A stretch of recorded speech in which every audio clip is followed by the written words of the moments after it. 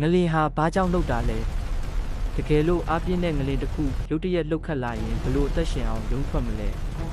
ဒီနေ့ကမ္ဘာအဆင့်မီတရားဝင်အချက်လက်တွေကိုအတူတူလေ့လာကြည့်ရအောင်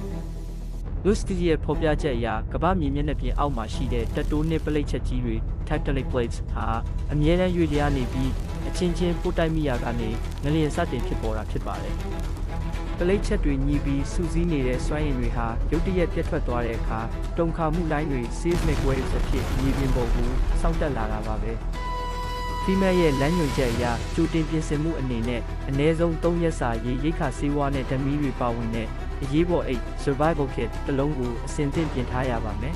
။ငလီလုံနေတဲ့အချိန်မှာအသက်ရှင်ဖို့အကောင်းဆုံးကမ္ဘာလုံးဆိုင်ရာနည်းလမ်းကတော့ drop cover hold on ပါ။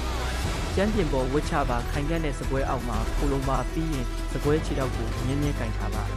။အိမ်ထဲမှာရှိနေရင်မှန်ပြတဲ့ပေါက်တွေလဲကျနိုင်တဲ့ဗီဒီယိုကြီးတွေနဲ့ဝေးဝေးမှနေပါ